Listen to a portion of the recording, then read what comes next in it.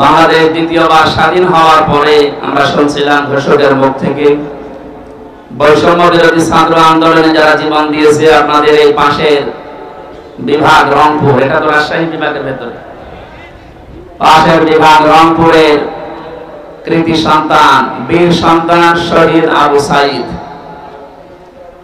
কিছুদিন আমি আগে গিয়েছিলাম তার কবরে। তার বাবা বলছিল যে ছোটবেলা থেকে প্রতিবাদী, মুসলমানদের এইটাই হওয়া উচিত। আমরা তো বিড়ালের জাতি না, আমরা সিংহের জাতি, আমরা প্রতিবাদী। প্রতিবাদ বন্ধ হয়ে গিয়েছিল, এই জন্য 15 বছরে সালেমরা যা ইচ্ছা তাই করেছে। প্রতিবাদ আমাদের অব্যাহত থাকবে। শহীদ আবু সাইদ মীর মুগ্ধর মতো কেউ যেন আর কিয়ামতের আগে বাংলার চেয়ারে কোন জালেম বসতে না পারে ইনশাআল্লাহ। এত আরামের জিনিস ছেড়ে দেওয়ার পরে অনেকের মাথা খারাপ হয়ে গেছে, আমরা দেখতে পাচ্ছি। এক লোক ঊর্ধ্বশ্বাসে দৌড়াচ্ছিল, ছেলের সাথে দেখা রাস্তায়, ডাক দিয়ে বলছে, আব্বা তুমি কোথায় যাও? বড় বড় ভাই চুপ কর। ভাই মানে বাড়িতে যে বলছে, আম্মা আমি আর দুনিয়ায় বাঁচবো না। কেন? আব্বা আমাকে রাস্তায় মানুষের সামনে ভাই বলে ডাক দিয়েছে। মহিলা বলছে, কি এত বড় ক্ষমতা তোর বাবার? ও বাড়িতে আসো। বাড়িতে আসার পরে জিজ্ঞাসা করছে, ওগো তুমি নাকি রাস্তায় লোকের সামনে ছেলেকে ভাই বলে ফেলেছো? বলছে, ওরে মা, গরু হারালে এরকম হয়। 50-60 হাজার টাকার একটা গরু হারিয়ে গেলে যদি অবস্থা হয়, এরকম একটা অবৈধ রাষ্ট্র হারিয়ে গেলে কি অবস্থা হয় বুঝতে পারছেন না? মাথা এখনো ঠিক হয়নি। এই জন্য গতকালকেও বলেছে আমি পদত্যাগ করিনি। পদত্যাগ করিনি এই ভিডিও কি বানানো নাকি? রাষ্ট্রপতি নিজেই বলছে উনি আমার কাছে পদত্যাগ পত্র জমা দিয়ে গেছে, আর আপনি বলছেন করেননি। এত লোভ আপনার ক্ষমতার। বোঝা যাচ্ছে গরু হারালে মানুষের মাথা যেমন খারাপ হয়ে যায়, আপনারও মনে হয় খারাপ হয়ে গেছে। এজন্য ওনার ছেলে পরশুদিন স্ট্যাটাস দিয়েছে, আমার মার মাথা খারাপ, ওনার কথা আপনারা কিছু মনে করবেন না। তার আগের দিনে স্ট্যাটাস দিয়েছে, জয় সাহেব, দেশের মানুষ আমার মাকে কুকুরের মতো তাড়িয়ে দিয়েছে। কি সুন্দর সুন্দর স্ট্যাটাস, সুবহানাল্লাহ বলেন। সুতরাং শোকে দুঃখে যারা উল্টাপাল্টা বকছেন, জালেমদের দোসর এখনো যারা দেশে ছড়িয়ে ছিটিয়ে আছে, তাদেরকে সাহস জোগাতে অনেকে বলছে চট করে ঢুকে পড়বো, আসেন। কত মানুষ অনেকের চামড়া দিয়ে ডোকডোকে বাঁচাবে বলে বসে আছে, বিশেষ করে আবু সাইদের মা। আপনাকে যদি পায় সত্যি আপনার এক টুকরা চামড়া ওর লাগবে। বহু মানুষ এরকম যারা অনেক কিছু হারিয়েছে, আশায় আছে। আমরা দেখতে পাচ্ছি এদেশের অনেকে এখন একটু সুর লাগিয়েছে যে ওনাদেরকে সামনে আনতে দিন। এটা কিন্তু একটা টোপ, ভুলেও আপনি টোপ গিলবেন না। যদি বাইরে আসেন, এই যে জনপ্রশাসন মন্ত্রণালয়ের যিনি কালকে ধরা পড়েছে, ও মনে করেছিল যে সব সহজ হয়ে যাচ্ছে, যেই বের হয়েছে দরবেশের মতো ধরা খেয়েছে।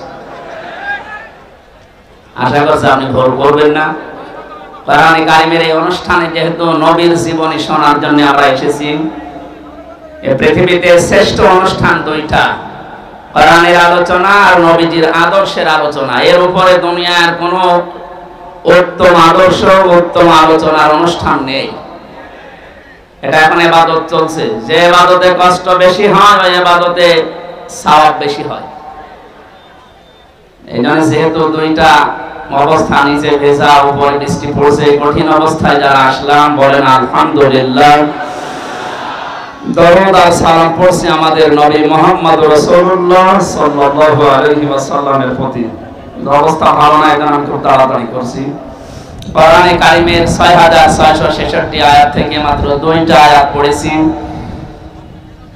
সূরা কাসাসের 5 নম্বর আয়াত, সূরা আহজাবের 21 নম্বর আয়াত। আমরা 2টা আয়াত থেকে, বিশেষ করে যেহেতু এটা সিরাতুন নবী সাল্লাল্লাহু আলাইহি ওয়াসাল্লাম মাহফিল, সেই হিসাবে সূরা আহজাবের 21 নম্বর আয়াতটা বেছে নিচ্ছি। সূরা কাসাসের যে সুসংবাদটা, এটা আপনাদেরকে শোনাতে চাই। আল্লাহ পাক বলেন অনুরিদু আন্না মুন্না আলাল্লাযীনা ইসতাযিফু ফিল আরদি ওয়া নাজআলাহুম আইম্মাতাও ওয়া নাজআলাহুমুল ওয়ারিসিন। এই পৃথিবীর ময়দানে ফেরাউন চেয়েছিল যতগুলো দল আছে কাউকে কিছু বলবো না, শুধুমাত্র মুসা আলাইহিস সালামের যে অনুসারী যে দল, এই দলকে আমি ধ্বংস করে দেব। হাজার হাজার বছর আগে ফেরাউন বুঝতে পেরেছিল এদেশে যেহেতু দল বিদলে বহু মানুষ বিভক্ত হয়ে আছে, কোন দলের দ্বারা তার ক্ষতি হওয়ার সম্ভাবনা নেই। একটা দলের দ্বারা তার ক্ষতি হওয়া, তার রাজত্ব, তার সিয়ার চলে যাওয়ার সম্ভাবনা আছে, সেটা মুসা নবীর দল। এটা নিয়ে বড় টার্গেট ছিল এই দলটাকে। হাজার হাজার বছর পর 2009 সাল থেকে 24 সাল পর্যন্ত পৃথিবীতে লেডি ফেরাউন যারা এসেছে তার ভেতরে অন্যতম আমরা অনেককে পেয়েছি। তারাও বুঝে ফেলেছে এদেশে হাজারো দল আছে, কারো দ্বারা সিয়ারের ক্ষতি হওয়ার সম্ভাবনা নেই। একটা দলের দ্বারা এদেশে সিয়ার নড়ে যাওয়ার সম্ভাবনা আছে। সে দলের ভেতরে আমরা 4টা জিনিস পেয়েছি। কোন দল যদি কেউ গঠন করে, সূরা আলে ইমরানের ভেতরে 4টা বিষয় আল্লাহ জানিয়েছেন। 104 নাম্বার আয়াত। দল করতে আমরা জানি 4টা জিনিস লাগে। 1 নম্বরে নেতা লাগে। কি লাগে? নেতা ছাড়া দল হয়? কোরআনে কারিমের জন্য বিশ্ব নবীকে আল্লাহ হে নেতা এই শব্দ বলে ডাক দিয়েছেন। ইয়াসিন।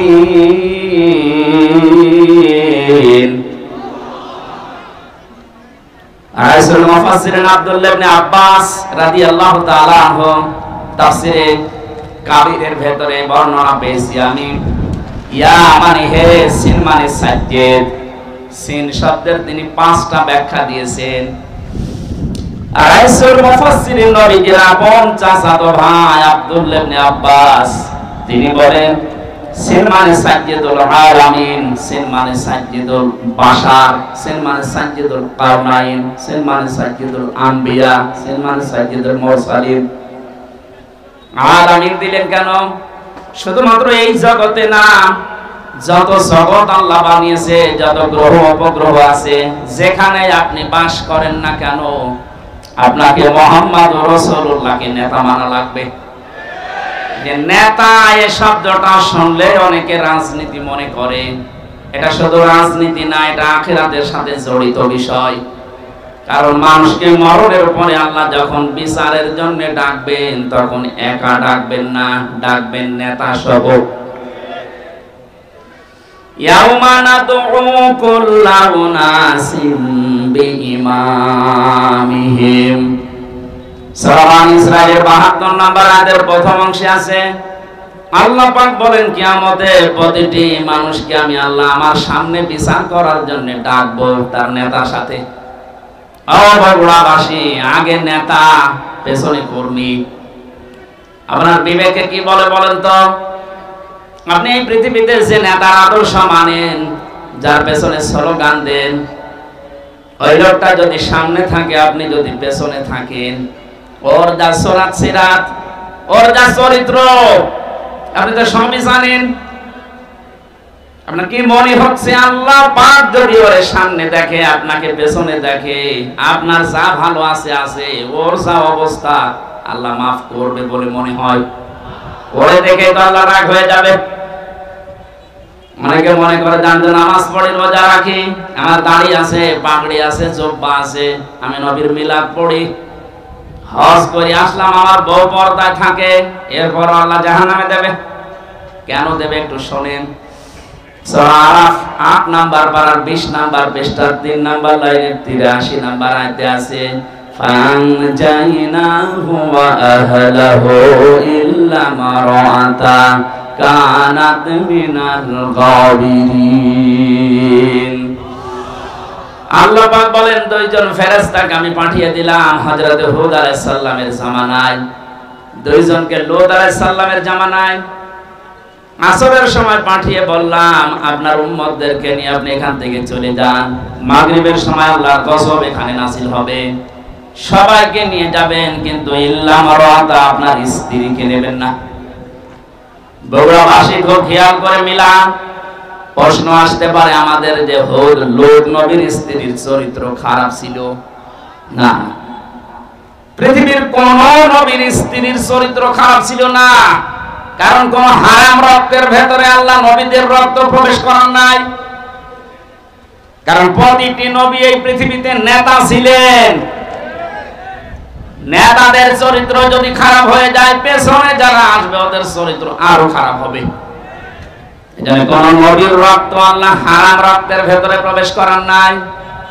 অথচ পৃথিবীতে আমরা অনেককে দেখি বিশ্ব নেতা বলে দাবি করে, অথচ জন্মের ঠিক নেই। আপনারা আবার এই দেশে মনে করেন না, অনেক দেশে আছে।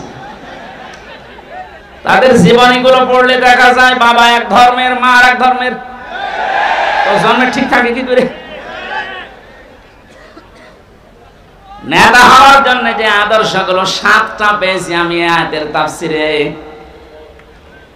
হযরত লূত নবী আলাইহিস সালামের যত কিছু ছিল সবকে আপনি নিতে পারবেন, কিন্তু স্ত্রীকে নেবেন না, যদিও তার চরিত্র খারাপ ছিল না। লূত নবীর স্ত্রীর চরিত্র ভালো ছিল, সে চরিত্রহীনা ছিল না, কিন্তু যখন আল্লাহ গজব দিলেন তার স্ত্রীকে আল্লাহ ধ্বংস করে জাহান্নামে দিয়ে দিলেন। আমি একটা দুইটা না, যতগুলো তাফসীর আমার জীবনে দেখেছি সব মুফাসসিরে আয়াতের ব্যাপারে একমত। আমি এটা প্রথমে বুঝছিলাম না, জেলখানা যাওয়ার পরে আপনাদের এই পাশের বিভাগ রংপুর বিশ্ব ইসলামী আন্দোলন বাংলাদেশ জামাত ইসলামের সহকারী সেক্রেটারি জেনারেল ছিলেন জনাব এটিএম আজহারুল ইসলাম। মাঝে মাঝে আমার কাছে বই পাঠাতেন। প্রোডাক্টিভ মুসলিম বলে একটা বই আছে, ওনার কাছে প্রায় 100 উপরে বই ছিল, কিন্তু হিন্দু কারারক্ষী এই কারণে ওনার কাছে বই থাকতে দিত না। বই যদি কাছে থাকতে না দেয়, বাধ্য হয়ে যারা ইসলাম বোঝে, ইসলাম প্রচার করে এরকম মানুষের কাছে পাঠিয়ে দিত। আমার সাথে যেহেতু পরিচয় ছিল, এই জন্য মাঝে মাঝে কারারক্ষীদেরকে বলতো হামসাকে বইগুলো দিয়ে আসো, ও যেন শেষ করে, করার পরে যেন বাইরে এগুলো প্রকাশ করে। তার ভেতরে এই তথ্যটা পেয়েছি আমি। লূত নবীর স্ত্রীর চরিত্র ভালো, সে চরিত্রহীনা ছিল না, তারপরও আল্লাহ তাকে ধ্বংস করে দিয়েছেন একটাই মাত্র কারণ। সব মুফাসসিররা জানিয়েছেন সে তলে তলে চরিত্রহীন লোকদেরকে সাপোর্ট করত। বগুড়াবাসী আপনি এখান থেকে কিছু নেবেন না, আপনার চরিত্র ভালো, আপনি নামাজ পড়েন, রোজা করেন, আপনার বউ পর্দায় থাকে, কিন্তু এমন মানুষকে আপনি সাপোর্ট করেন যার চরিত্র ভালো না। এরকম মানুষ দেশে নেই। লূত নবীর স্ত্রীকে যদি আল্লাহ চরিত্রহীনদের সাপোর্ট করার কারণে জাহান্নামে দেয়, আপনাকে দেবে না মানে? এজন্য যার পেছনে থাকবেন খুব খেয়াল করে। এটা দুনিয়ার বিষয় হলে আল্লাহর কসম আমি বলতাম না, এটা সম্পর্ক আখিরাতের সাথে। এই পৃথিবীর ময়দানে যার আদর্শ ঠিক নেই, নেতা ঠিক নেই, এ মারা যাওয়ার পরে কিতাবুল মুফরাদের ভেতরে হাদিস পেয়েছি, আলাদাবুল মুফরাদ, ও মরণের সঙ্গে সঙ্গে বিনা হিসাবে বিনা বিচারে জাহান্নামী। আমি আপনাদেরকে বাঁচাতে এসেছি। এখন যদি আপনি বাঁচতে না চান, যান আপনার বিবেকের উপরে ছেড়ে দিলাম। আমি দেখতে পাচ্ছি কোরআনের চোখ লাগিয়ে যে আপনি জাহান্নামে যাচ্ছেন। আসেন, ফিরে আসেন। এখনো পশ্চিম দিকে সূর্য ওঠে নাই, এখনো পর্যন্ত তওবার দরজা বন্ধ হয়ে যায়নি। ফিরে আসেন, এটা দুনিয়ার বিষয় না। বগুড়াবাসী বহু ভালোবাসি আপনাদের, এটা দুনিয়ার বিষয় না, এটা আখিরাতের সাথে সম্পৃক্ত। আপনি ধরা খাচ্ছেন। সাইয়্যিদুল বাশার আল্লাহ দিয়েছেন, সাইয়্যিদুল আলামিন দিয়েছেন। যদি বলেন আমি বগুড়ায় না, আমি কুষ্টিয়ায় বাস করি, কুষ্টিয়া কি পৃথিবীর ভেতরে না? শুধুমাত্র 228টা রাষ্ট্র নিয়ে পৃথিবী গঠিত।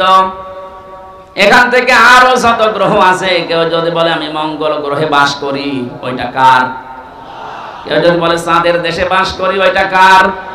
ওখানে আপনাকে নবীকে নেতা মানা লাগবে। ইয়াতানাজ্জালুল আমরু বাইনাহুন্না, প্রত্যেকটি জায়গায় আল্লাহর বিধিবিধান নাজিল হচ্ছে ওই সৃষ্টি দেখে দেখে। কেউ যদি বিজ্ঞান মঙ্গল গ্রহে নিয়ে যে বলে আমি এখানে বাস করব, আমি আর পৃথিবীতে যাব না, আপনাকে ওখানে যতদিন বসবাস করবেন বিশ্ব নবীকে আদর্শ নেতা মানা লাগবে, মাস্ট বি। না মানলে আপনি জাহান্নামে। দল করতে প্রথমেই নেতা লাগে। আমাদের যে নেতা আমরা পেয়েছি পৃথিবীর শ্রেষ্ঠ নেতা, এর চাইতে বড় নেতা দুনিয়ায় আছে আর? আমরা যাব চরিত্রে। 2 নম্বরে লাগে আমরা জানি সংগঠন। পৃথিবীতে বহু সংগঠনের নাম আমরা পেয়েছি। বাংলাদেশ জামাতে ইসলামী এর ভেতরে যে শব্দগুলো দিয়ে গঠিত আপনি তাকান। অনেকে বলে মওদুদি বানিয়েছে, আরে শয়তান বানিয়েছে যে। আপনি লক্ষ্য করেন শব্দের দিকে, জামাতে ইসলামী, ইসলামের দল, এর চাইতে আর সুন্দর জিনিস কি থাকে? এই শব্দটা নেওয়া কোরআনে কারীমের সূরা আলে ইমরানের 104 নম্বর আয়াতের প্রথম অংশ থেকে। ওয়ালতাকুম মিনকুম উম্মাতুন, এই যে শব্দ থেকে। 3 নম্বরে লাগে আমরা দেখেছি প্রতীক লাগে। এই পৃথিবীর সর্বশ্রেষ্ঠ প্রতীক হচ্ছে দাড়িপাল্লা। আপনি বাংলাদেশের হাইকোর্টে যান, সুপ্রিম কোর্টে যান, দেখবেন একটা দাড়িপাল্লা টাঙানো আছে। কথা বলেন কেন টাঙিয়েছে সরকার? এ বাংলার 18 কোটি মানুষকে বোঝাতে চাই যে বাংলাদেশের বগুড়া জেলা ম্যাজিস্ট্রেট কোর্ট, জজ কোর্ট থেকে যদি তোমরা ন্যায় বিচার না পাও, হাইকোর্টেও যদি না পাও, সুপ্রিম কোর্টে এসে দেখো দাড়ি পাল্লা টাঙানো আছে। এখানে পাল্লা একদিকে ঝুলে যাওয়া না, একেবারে সমান্তরাল। তার মানে সরকার বাংলার মানুষকে বোঝাতে চাচ্ছে যে এখানে আসলে ন্যায় বিচার পাওয়া যাবে। যে প্রতীক দিয়ে আমাদেরকে আপনি দেখাচ্ছেন যে এখানে ন্যায় বিচার কায়েম হয়, এই প্রতীকের মানুষগুলো যদি সত্যি সত্যি ওই জায়গায় যেতে পারে, ন্যায় বিচার কত প্রকার কি কি আপনি চোখে দেখতে পাবেন। বাংলাদেশ জামাত ইসলামীর কেন্দ্রীয় আমির, আমার তো মনে হয় আমার চোখে দেখা, আমি জেলখানায় ওনার সাথে যতদিন ছিলাম আমি দেখেছি তার ঈমান, তার আমল, তার আখলাক, এমনকি তার যে তাওয়াক্কুল আল্লাহর উপরে, যে ইখলাস নিয়ে তিনি কাজ করেন, এটা জীবিত ওলি একজন। এই মানুষটা ঘোষণা দিয়েছে বাংলাদেশে অনেকেই মেয়েদেরকে বোঝাচ্ছে, জুজুর ভয় দেখায় যে ইসলাম যদি ক্ষমতায় যায় তোমাদেরকে ঘরবন্দি করে ফেলবে। মানে ঘোষণা দিয়েছে ইসলাম যদি সত্যি বাংলার ক্ষমতায় যায়, মেয়েরা এমন কথা বলতে বাধ্য হবে যে কিয়ামত পর্যন্ত ইসলাম বাংলাদেশে থাক। আপনি তো দিয়ে দেখেন না কেন? প্রতীক যখন টাঙানো দেখে বলছেন যে না এটা ন্যায় বিচারের প্রতীক, এই প্রতীক যদি সামনে আসে আপনি হাতের কাজ করবেন তো? বলেন, এটা তো রাজনীতি। হ্যাঁ, এটা যদি রাজনীতি মনে করেন এটাই রাজনীতি, এর বাইরে রাজনীতি করা জায়েজ নেই। কারণ এর বাইরে আপনি দাড়ি পাল্লার বাইরে যত রাজনীতি 53 বছরে দেখলেন না, দাড়ি পাল্লার বাইরে আমরা যা দেখলাম, দেখতে পেয়েছি অধিকাংশ গুলো দুর্নীতিতে ভরা। গত কয়েকদিন আগে বাংলার এক নাস্তিক অধ্যাপক আনিসুর রহমান আল্লাহকে বিশ্বাস করে না, কিন্তু এই দেশের দাড়ি পাল্লাওয়ালা মানুষগুলোকে দেখে সে ঘোষণা দিয়েছে 5টা বছর যদি এদের হাতে এ দেশের ক্ষমতা তুলে দেওয়া যায়, দেশ থেকে দুর্নীতি ঝাঁটিয়ে বিদায় করবে। নাস্তিক হয়ে বুঝলো, আর আপনি এখন উল্টা পাল্টা ধারণা করেন। 4 নম্বরে লাগে আমরা দেখেছি শুধু অফিস একটা লাগে। আমাদের যে অফিস আছে এই পৃথিবীতে, আমাদের অফিসের নাম হচ্ছে মসজিদ। আমাদের অফিসের নাম কি? দুঃখজনক হলো সত্য, 5 তারিখ আগস্টের পর থেকে আজকের এই 15 তারিখ, 1 মাস কয়েকদিনের ভেতরে বগুড়া না হলেও বাংলার বহু জেলাতে আমরা দেখতে পাচ্ছি অনেকে এখন মসজিদে আল্লাহর কোরআনের কথা, তাফসীরের কথা বলতে নিষেধ করছে। 15.5 বছরে এত বড় বড় জালেমরা পর্যন্ত সাহস পায়নি যে মসজিদে আল্লাহর কথা বলা যাবে না, কিন্তু এই 1 মাসে 8-9 দিন আমরা দেখতে পেলাম। খুব দুঃখ লাগছে এদের আচরণ দেখে। কারা এরা আমরা জানি না। কোরআন কারীম আপনাদের সম্পর্কে জানিয়েছে, ওয়ামান আসলামু মিম্মান মানাআ মাসাজিদাল্লাহি আইয়ুযকারা ফিহা ইসমুহু ওয়া সামা ফি খারাবিহা ইলা আখির আয়াত। সূরা বাকারা প্রথম নাম্বার 12 নম্বর পৃষ্ঠা 4 নম্বর লাইনের 114 নম্বর আয়াতের প্রথম অংশে আছে। তাফসিরে ফি জিলালিল কোরআনে মুফাসসির সাইয়্যিদ কুতুব রাহমাতুল্লাহ আলাইহি ব্যাখ্যা করতে গিয়ে লিখেছেন, আল্লাহ তাআলা বলেন, এই পৃথিবীতে বড় জালেম যদি দেখতে চাও, আমি আল্লাহর দৃষ্টিতে সবচাইতে বড় জালেম ওই লোকটা, যে লোকটা আল্লাহর ঘর মসজিদে তার কথা, তার আলোচনা, তার কোরআনের কথা বলতে নিষেধ করে বাধা দেয়। এটা বড় জালেম আমরা দেখতে পাচ্ছি, বিদায় নিয়েছে। কিন্তু এখন যারা আছেন এই জুলুমের নিজেকে জড়িয়ে আপনি বড় জালেমের খাতায় যাবেন না। আল্লাহর ঘর মসজিদ এই দেশে পৃথিবীতে আল্লাহর বান্দা যারা দাবি করে তাদের জন্য এটা অফিস। কথা বলেন। দল করলে যেমন অফিসে যাওয়ার আগে আমরা এমন দল করি যে 5 বার আমাদের আল্লাহর অফিসে যাওয়াই লাগে, না গেলে আপনি আর ও দলে থাকতে পারবেন না। সুতরাং আমরা যেটা বোঝাতে চাচ্ছি, নেতা এই শব্দটা শুধু দুনিয়ার সাথে যদি আপনি মনে করেন যে দুনিয়ার বিষয় নেতৃত্ব না, এটা আখিরাতের সাথে সম্পৃক্ত। আল্লাহ নিজে ডাক দিয়েছেন নবীকে, হে নেতা। এই শব্দ দুনিয়ার কাউকে আল্লাহ দেননি। সুতরাং আল্লাহর ঘোষণা দেওয়া নেতা দুনিয়ায় কয়জন বলেন? তাকে বাদ দিয়ে যদি অন্য কাউকে আপনি নেতা মানেন, আপনি লিখে নিতে পারেন আপনি জাহান্নামী। সেই মহান নেতার আদর্শ শোনার জন্য সিরাতুন নবী দিয়েছেন। এই কিছুক্ষণ আগে দেখলাম মিলাদুন নবী পালন করার জন্য অনেকে মিছিল নিয়ে যাচ্ছে। আমি মিলাদুন নবীর বিরুদ্ধে না, কিন্তু শুধু মিলাদ নিয়ে কেউ যদি আনন্দে থাকেন, নবীর সিরাত আর আদর্শ আপনার কাছে যদি মুখ্য না হয়, আপনিও নবীর চাচা আবু তালেব আর আবু লাহাবের মতো জাহান্নামে যাবেন। নবীর চাচা আবু তালেব, আবু লাহাব বিশ্ব নবীকে ভালোবেসেছে কম না। তারা নবীর মিলাদে খুশি ছিল। মিলাদ মানে জন্ম, মিলাদ মানে কি? এত বেশি খুশি হয়েছে আবু লাহাব, নিজের 2 আঙ্গুল দিয়ে যে মহিলা এসেছিল সুয়াইবিয়া, তাকে আযাদ করে দিয়েছে। যা আবু তালেবের জীবনী পড়েন, নিজের সন্তান আলীকে কাছে রাখতো না, ভাতিজা মুহাম্মদ রাসূলুল্লাহকে বুকে নিয়ে ঘুমাতো। এত বেশি ভালোবাসা দিয়েছিল এই 2 চাচা খালি নবীর জন্মে। কিন্তু নবীজি যখন বললেন, ইয়া আম্মি আবি তালিব, লা ইলাহা ইল্লাল্লাহ হাজ্জুল লাকা ইনদাল্লাহি ইয়াউমাল কিয়ামাহ, রাহুল বুখারী। ও চাচা, শুধু আমার কানের কাছে মুখটা নিয়ে আসতে গিয়ে বলেন, লা ইলাহা ইল্লাল্লাহ, মুহাম্মদ রাসূলুল্লাহ বলার দরকার নেই, ওটা আমি নিজে জানি।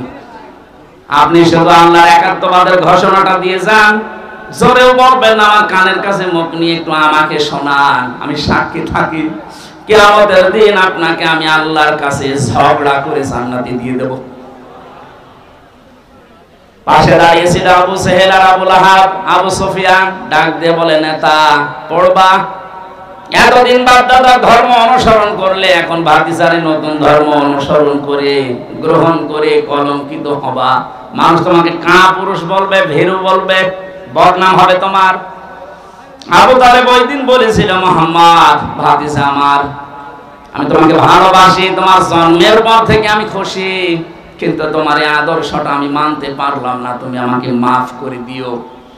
মাফ করার মালিক কি নবীজি না আল্লাহ? আরো জোরে বলেন। আমি সংক্ষেপ করছি এই কারণে, কারণ এই 2 জন চাচার জীবনী আমি পুরা পড়েছি। নবীর জন্মে এত খুশি যারা ছিল, দেখলেন নাকি বললাম, কিন্তু 2 জনই জাহান্নামী। 2 জনে কি বলেন? বলেন। একজনের পায়ের নিচে শুধু একটু ফিতা লাগিয়ে দেবে জাহান্নামের, মাথার মগজ পর্যন্ত টকবক করে ফুটতেই থাকবে। আর আবু লাহাব জাহান্নামী, এটা আল্লাহ কোরআনে কারিমে সূরা লাহাব তার নামে নাযিল করে জানিয়েছেন, সায়াসলা নারান যাতা লাহাব। বলেন নাউযুবিল্লাহ। বগুড়াবাসী সিস্টেম অপর পৃষ্ঠায় দেখুন, আরো দুইজন চাচার নাম আমরা জানি, একজন হযরতে আমির হামজা আর একজন হযরতে আব্বাস রাদিয়াল্লাহু তাআলা আনহুমা। এই দুইজন চাচা শুধু নবীর জন্মের সময় খুশি ছিল তা না, আমরা নবীর আদর্শ পেয়েও খুশি ছিল। একজন চাচা হযরতে আব্বাস নবীর আদর্শ পেয়ে খুশি, তার প্রমাণ তার মুখের কথা, মান সাবা তাকামাল ঈমান মা রাদিয়া বিল্লাহি রাব্বা ওয়া বিল ইসলামি দীনা ওয়া বি মুহাম্মাদির রাসূলিল্লাহ সাল্লাল্লাহু আলাইহি ওয়াসাল্লাম নাবিয়্যা ওয়া রাসূলা। রাহু মুসলিম। হযরতে আব্বাস বলেন, কেউ যদি ঈমানের স্বাদ পেতে চায় সে যেন আল্লাহকে রব পেয়ে খুশি থাকে, ইসলামকে জীবন ব্যবস্থা পেয়ে খুশি থাকে, আর মুহাম্মদুর রাসূলুল্লাহকে নবী এবং রাসূল স্বীকার করে খুশি থাকে। তিনি যে রাসূলের আদর্শ পেয়ে খুশি ছিলেন এই কথাই তার প্রমাণ। আরেকজনের দিকে তাকান, হযরতে হামজা রাদিয়াল্লাহু তাআলা আনহু নবীদের আদর্শ মানতে গিয়ে নিজের শরীরকে উহুদের ময়দানে ৭০ টুকরা করেছেন, নবীর আদর্শ ছেড়ে দেননি। তার জীবনী পড়তে গিয়ে পেয়েছি হযরতে হামজাকে ওরা এত টুকরা করেছিল, লজ্জাস্থান পর্যন্ত কেটে বাঁধিয়ে দিয়েছে। শেষ পর্যন্ত বিভিন্ন জায়গায় পাহাড়ে লতা পাতা দিয়ে নবীজি তার লাশটা যখন ঢাকলেন, মাথা থেকে পা পর্যন্ত তার নিজের পাগড়ি দিয়ে ঢেকে দিলেন, পাহাড়ের লতা পাতা দিয়ে পায়ের শেষ অংশে ঢেকে দিলেন, ডাক দিয়ে বললেন, রব্বুল আলামিন, আমার এই চাচা হামজার উপরে আমি এ পর্যন্ত খুশি আছি, হে আমার মালিক, তোমাকে বলছে তুমি আমার চাচা হামজার উপরে খুশি হয়ে যাও। বগুড়াবাসী আগে দুইজন চাচাও তো আদর করেছে, মহব্বত দেখিয়েছে, ভালোবেসেছে, কিন্তু জন্মে কথা বলেন না কেন? ওই দুইজন চাচার শুধু মহব্বত ছিল, ভালোবাসা ছিল, আদর ছিল, জন্মে মিলাদে, কিন্তু আদর্শ মানতে তারা নারাজ। এই দুইজন চাচা জন্মেও খুশি, আদর্শ পেয়ে খুশি, তাদের জন্য নবীজির বক্তব্য দেখে, হে আমার মালিক, আমার চাচা হামজার উপরে আমি এ পর্যন্ত খুশি আছি, তোমাকে বলছি তুমি আমার মালিক হিসাবে আমার চাচার উপরে খুশি হয়ে যাও। নবীজি যদি কথা বলে কারো পক্ষে আল্লাহ খুশি না হয়ে পারবে? বুঝতে পারলাম চারজনের জীবনী পড়ে দুইজনে শুধু মিলাদ নিয়ে খুশি, জাহান্নামী, দুইজনে মিলাদেও খুশি, সিরাতেও খুশি, এজন্য দুইজনে জান্নাতি। আশা করছি আমার কথার অর্থ বুঝেছেন।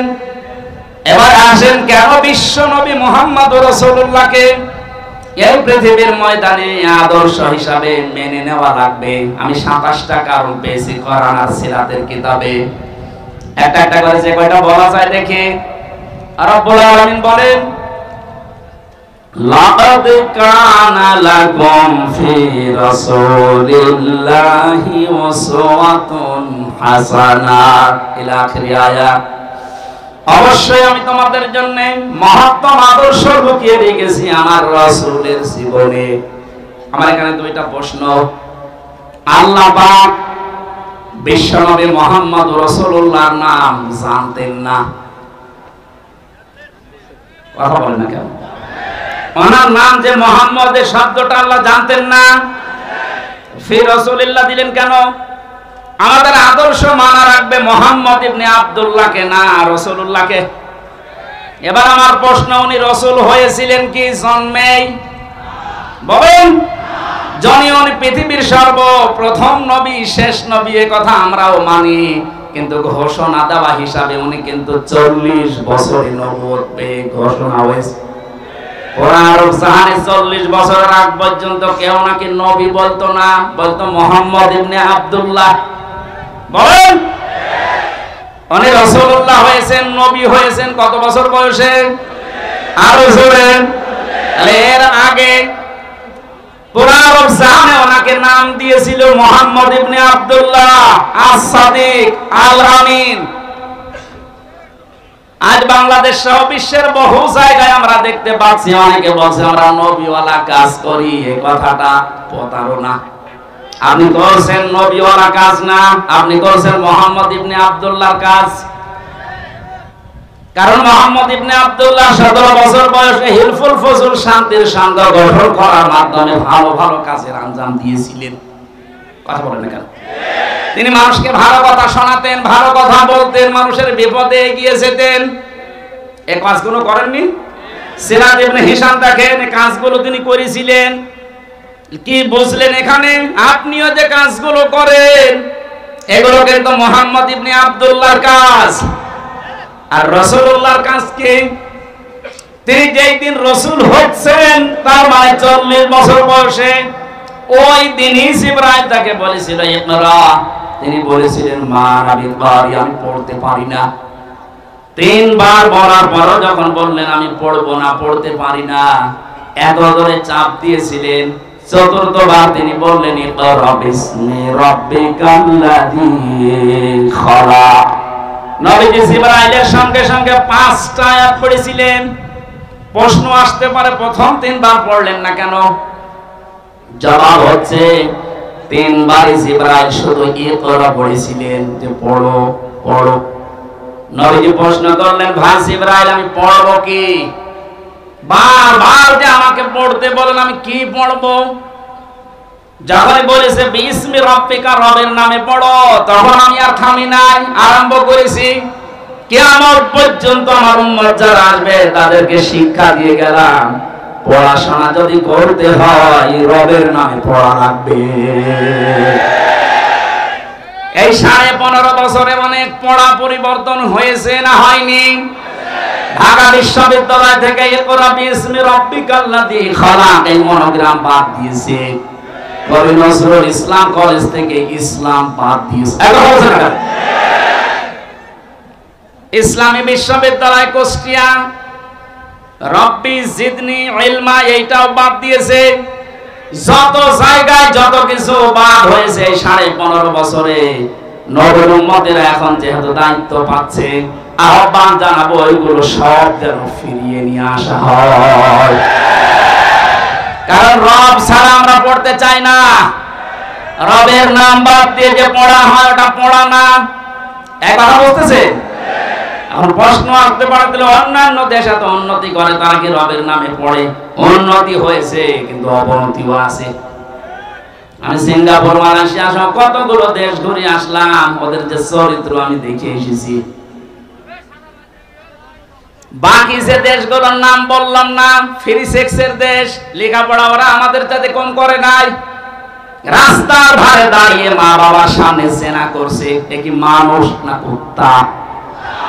বলুন, রবের নামে যদি আপনি পড়াতে পারতেন, এখানে মা বাবা আর বড় ভাই যারা আছেন দায়িত্বে, আমি আপনাকে গ্যারান্টি দিচ্ছি 3টা বছর আপনি কোরআনের শিক্ষা যেখানে দেওয়া হয়, এই তালিমুল কোরআন অথবা যে ক্যাডেট মাদ্রাসা চাই বলেন, এখান থেকে 3টা বছর পড়িয়ে নেন। বাকি ওকে ডাক্তার বানাবেন, ইঞ্জিনিয়ার বানাবেন। যারা শাহাবুদ্দিন সাহেব ওনার ছেলেকে বানিয়েছে ইঞ্জিনিয়ার, আর একটা ইবনে সিনা, এইরকম আপনি তুলে দেন, কোনো অসুবিধা নেই।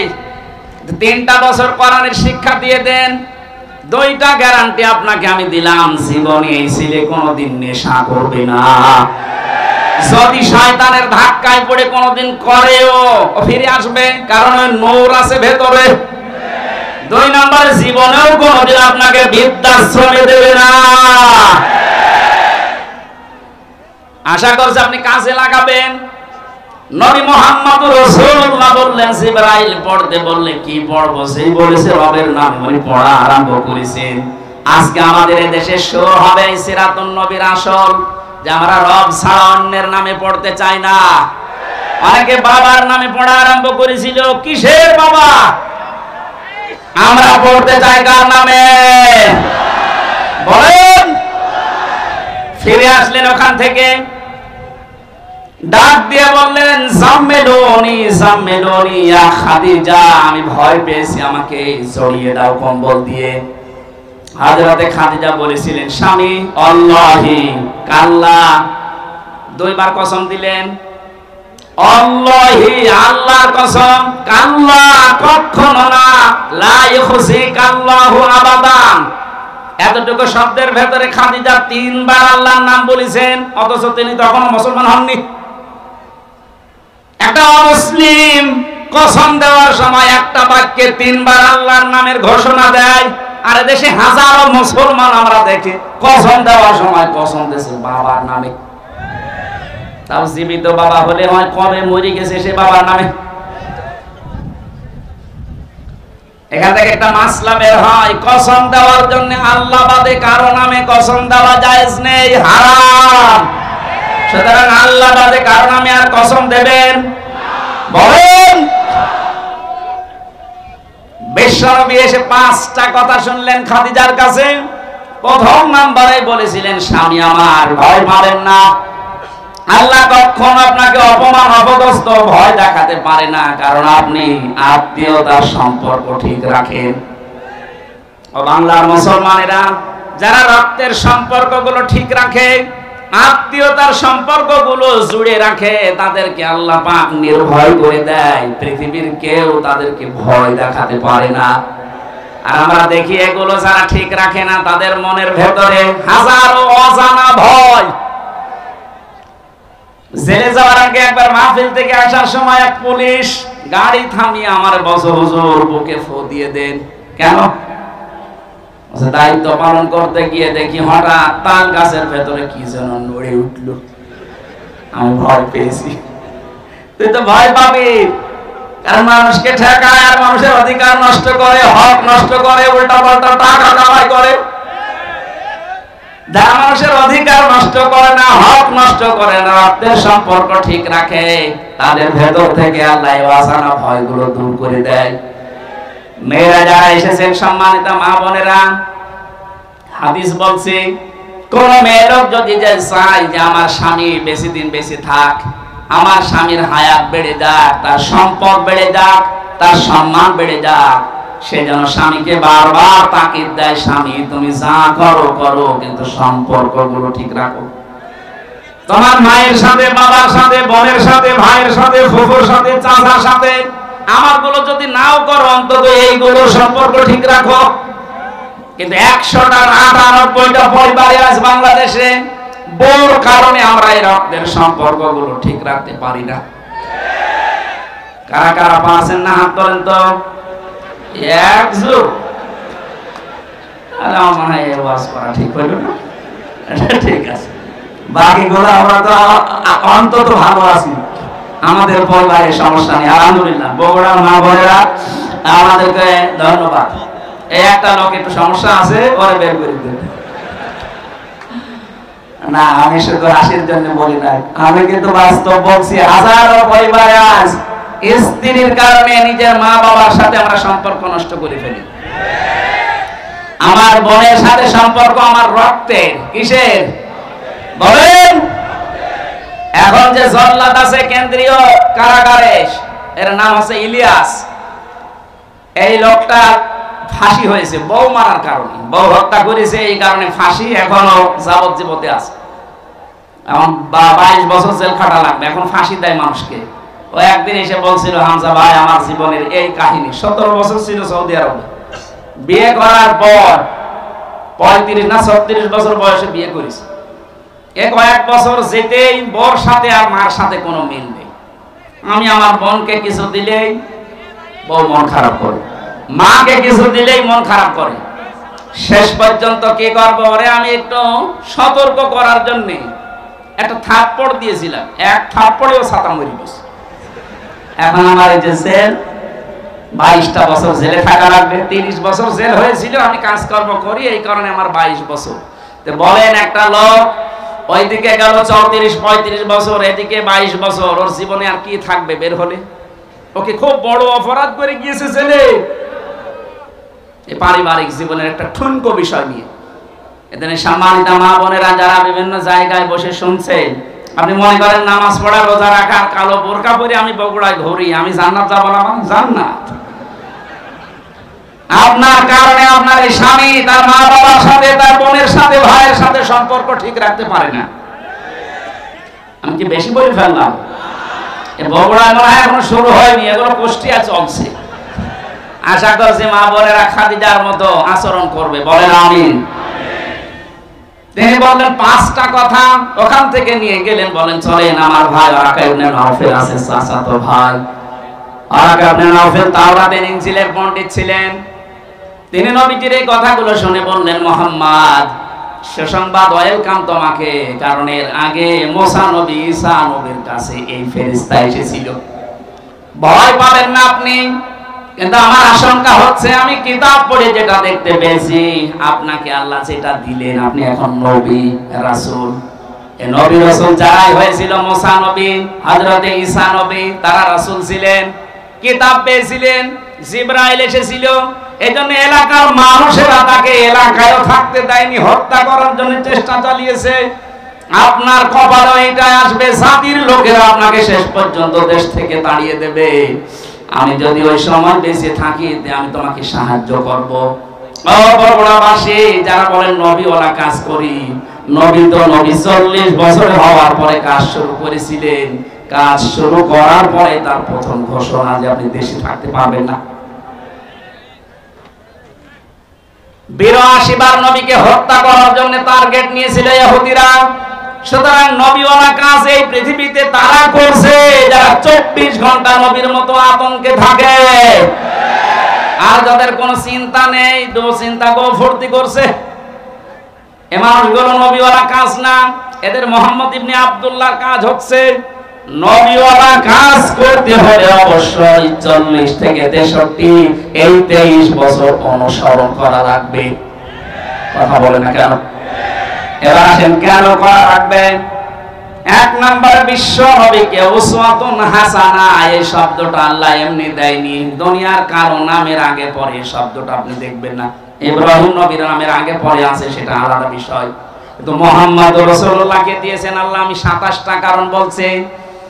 1 নম্বরে বিশ্ব নবী মুহাম্মদ রাসূলুল্লাহর জীবনী আমাদের কাছে পরিষ্কার, এই কারণেই তিনি একমাত্র আদর্শ। দুনিয়ায় যার অনুসরণ আপনি করেন, কেউ বুকে হাত দিয়ে বলতে পারবেন না যে দেশে বঙ্গবন্ধু, জিয়াউর রহমান, মতিয়ার রহমান নিজামী, চারমোনাই পীর, যারা ছয় দলে আছেন, কেউ গ্যারান্টি দিতে পারবেন না যে আমার নেতার চরিত্র 100% পরিষ্কার। পারবেন না। অথচ নবীজি নিজে জানিয়েছিলেন, আমার স্ত্রীরা, হে আমার সাথীরা, হে আমার সাহাবীরা, দিনের আলোতে রাতের আধারে আমার ভেতরে যা দুষ্টুতি দেখতে পাও সব খুলে খুলে মানুষকে বলে দাও। এটা বলার মতো মানুষে পৃথিবীতে আমরা কাউকে পাইনি। কারো জীবনী আমাদের কাছে পরিষ্কারও না, কারণ সে ছোটবেলায় কি করেছে, কার মুরগি চুরি করেছে, কার কাঁঠাল চুরি করেছে আমরা জানি না। কথা বলে না কেন? অথচ তার 63 বছরের জীবনে আপনি একটা কলম লাগাবেন, সে জায়গাও পাবেন না। কি সুন্দর কথা আল্লাহ তার নামে দিয়েছেন, খুলুকিন আযীম। আযীম শব্দটা বিশাল শব্দ। আল্লাহ বলেন এই নামটা আমি শুধু মুহাম্মদ রাসূলুল্লাহর চরিত্রে ব্যবহার করেছি। হ্যাঁ, ইসমাইল নবীকে আমি একটা নাম দিয়েছিলাম, আমার নাম গোলামিন হালিম, আমার সহনশীল বান্দা। ইসহাক নবীকে আমি একটা নাম দিয়েছিলাম গোলামিন আলিম, আমার জ্ঞানী বান্দা। তো মুহাম্মদ রাসূলুল্লাহকে যে নাম দিয়েছি এটা খুলুকিন আযীম, আমার মহান চরিত্রের বান্দা। কিয়ামত পর্যন্ত মানুষ কুল কিনারা পাবে না এর আদর্শ অনুসরণ করে। জোরে বলেন আল্লাহু আকবার। আমি যে কথাটা এ পর্যন্ত নিয়ে আসতে চাই, দুনিয়ায় কারো জীবনী আমাদের কাছে যেহেতু পরিষ্কার না, পরিচ্ছন্ন না, এজন্য একমাত্র আদর্শ আমরা কাউকে মানি না, আমরা মানি মাত্র মুহাম্মাদুর রাসূলুল্লাহ সাল্লাল্লাহু আলাইহি ওয়াসাল্লামকে। দ্বিতীয় নম্বরে আমি পেয়েছি বিশ্বনবী আমাদের একমাত্র আদর্শ হওয়ার কারণে পৃথিবীর যত সম্পদ আল্লাহ দিয়েছেন তিনি ছিলেন শ্রেষ্ঠ সম্পদ। কি ছিলেন? সূরা ইউনূসের 58 নম্বর আয়াতে আল্লাহ তাআলা ঘোষণা দিয়েছেন, এই পৃথিবীতে যত নিয়ামত আমি তোমাদের জন্য দিয়েছি সর্বোত্তম সর্বশ্রেষ্ঠ সম্পদের নাম হচ্ছে মুহাম্মদুর রাসূলুল্লাহ। ফাবিযালিকা ফালিয়াফরাহু হুয়া খায়রুম মিম্মা ইয়াজমাউন। সুতরাং তোমরা যদি আনন্দ করতে চাও কারো আদর্শ পেয়ে, মুহাম্মদুর রাসূলুল্লাহর আদর্শ পেয়ে আনন্দ করো। দুনিয়ার শ্রেষ্ঠ সম্পদ এটা। জয় বলেন আল্লাহু আকবার। 3 নম্বরে বেশি, তিনি গোটা পৃথিবীর জন্য ছিলেন রহমত। যেখানে গিয়েছেন সেই জায়গা রহমতে ভরে গেছে। ওমা আরসালনাকা ইল্লা রাহমাতাল লিল আলামিন। আলাইকুল মাকতুবের ভেতরে আয়াতের ব্যাখ্যা পড়তে গিয়ে আমি পেয়েছি খারিজাতুল কুবরা হযরত হালিমাতুস সাদিয়া বলেন, আমি যেখান থেকে কোলে নিয়েছি ওই জায়গা থেকে 6টা বছর আমি তাকে লালন পালন করেছি, কোনদিন অভাব কারে বলে আমি চোখে দেখি নাই। জোরে বলেন সুবহানাল্লাহ। 4 নম্বরে তিনি আমাদের আদর্শ, এটাই আমার আসল পয়েন্ট। এই পৃথিবীতে একজন মানুষকে শুধু অনুসরণ করলে, অনুকরণ করলে জীবনের গুনাহ মাফ হয়ে যায়, তিনি মুহাম্মাদুর। পৃথিবীর কোন মানুষকে অনুসরণ করলে জীবনের গুনাহ মাফ হয় আমি কোরআনে পাইনি, শুধু একটা মানুষ। قُلْ إِن كُنتُمْ تُحِبُّونَ اللَّهَ فَاتَّبِعُونِي يُحْبِبْكُمُ اللَّهُ وَيَغْفِرْ لَكُمْ ذُنُوبَكُمْ وَاللَّهُ غَفُورٌ رَّحِيمٌ। 5 নম্বরে পেয়েছি তিনি আমাদের জন্য আলো বা লাইট। আলো লাইট নিয়ে মানুষ যেমন চলতে ফিরতে সহজ হয়, বিশ্ব নবীর আদর্শ কার কাছে থাকলে তার জীবন চলা আমার আল্লাহ সহজ করে দেয়। قد جاءكم من الله نور وكتاب مبين। বলেন আল্লাহু আকবার। 6 নম্বরে পেয়েছি তিনি শুধুমাত্র আমাদের নেতা না, আদর্শ না, তিনি রাসূলদের নবীদেরও নেতা ছিলেন। আল্লাহ সূরা ইয়াসিনের ভেতরে দিয়েছেন ইন্নাকা লামিনাল মুরসালিন। জোরে বলেন আল্লাহু আকবার। 7 নম্বরে তিনি উন্নত চরিত্রের অধিকারী ছিলেন পৃথিবীতে। 8 নম্বরে তার বক্ষ ছিল উন্মুক্ত। নবীর উম্মত বলে আজ যারা যারা দাবি করছে, অনেকের মন সংকীর্ণ। এটা একটু ভালো করে শুনুন। আল্লাহ বলেন আলাম নাশরাহ লাকা সাদরাক, হে নবী আপনার সিনাকে আমি উন্মুক্ত করে দেইনি, আপনার বুক কি প্রসারিত করি নাই? বাংলাদেশের এখন যে অবস্থা, এখন এই আয়াতটা মেনে নেওয়া আমাদের 100 দরকার। আজ আমাদের অনেকের মন সংকীর্ণ, ন্যারো মাইন্ডের আমরা না, বুক উন্মুক্ত করা লাগবে, প্রশস্ত করা লাগবে বুককে মুহাম্মদুর রাসূলুল্লাহর মতো। এক কথা বলেন না কেন? এত বড় বড় অপরাধীকে যদি আল্লাহর নবী মাফ করে নিজের বুকের কাছে নিতে পারেন, ডাক্তার শফিকুর রহমান দেখাচ্ছে তার মতো অত্যাচারিত নির্যাতনের শিকার তো আপনি হননি। তার ছেলে এখনো ছেলে, তার স্ত্রী অসুস্থ, তারপরে কঠিন পরিস্থিতিতে যদি তিনি উদার হয়ে সব ক্ষমা করে দিতে পারেন। আমাদের ছোটখাটো ভাইরা অনেকে ভুল করেছিল 15 বছরে, অনেক মানুষ তাদেরকে উল্টা পাল্টা নামে ডাকছে। আমার বিশ্ববিদ্যালয়ের বড় ভাই, এই নাটোরের সন্তান মাওলানা আব্দুল বারী রশিদি, আপনাদের বগুড়াতে এখন থাকে।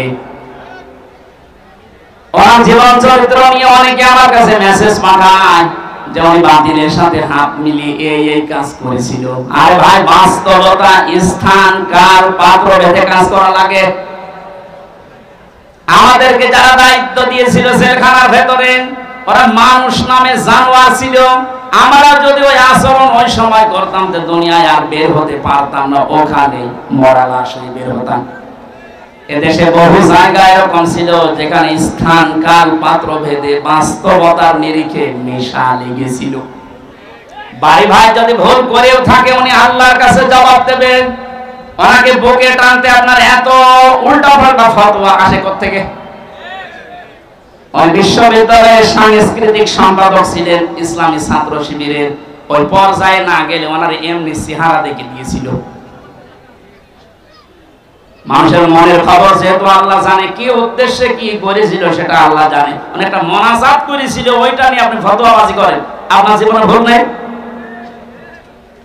এই জন্য কোন মানুষের ভেতরের অবস্থা যেহেতু জানেন না, উপরে কিছু দেখে আন্দাজে ধারণা করলে আপনার কবিরা গুনাহ হবে।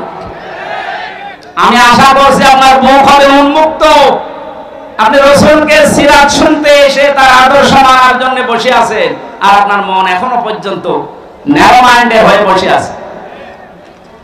এখন যে অবস্থা চলছে, আমরা যদি সব একটা একটা করে মাইনাস করে দিই, এই যে 14 ভাগ মানুষ এই দেশে এখনো জালেম আছে, জালেমের উত্তরসূরি। কালকে আন্তর্জাতিক রিপোর্ট পেয়েছি একটা, এদেশের 28 জন মানুষ, 100 জনের 28 জন জাতীয়তাবাদী দল বিএনপি, যেটা নাম শুনি আমরা, এনাদেরকে সাপোর্ট করছে। জালেম যারা বিদায় নিয়েছে তাদেরকে 100 জনের 14 জন এখনো এই দেশে সাপোর্টার আছে। 100 জনের 58 জন ইসলামপন্থী মানুষ এই দেশে অলরেডি এখন তৈরি হয়ে গেছে। 1 মাস 8 দিনের যে অবস্থা দেখতে পাচ্ছি, আমার তো মনে হচ্ছে এই অবস্থা যদি চলতে থাকে 58 না 70 ভাগ হতে আর বেশি দিন দেরি হবে না ইনশাআল্লাহ। 53টা বছর বাবা চালিয়েছিল, চাচা চালিয়েছে, স্বামী চালিয়েছে, বউ চালিয়েছে, ভাইও চালিয়েছে। শুধুমাত্র কোরআন দিয়ে দেশ চললে কেমন দেখা যায় এটা বাকি আছে। এটা এবার দেখার সময় এসেছে। এটা দেখতে চান না যে এটা দিয়ে বাংলাদেশ চলুক? কারা কারা চান দেখে লিল্লাহি তাকবীর।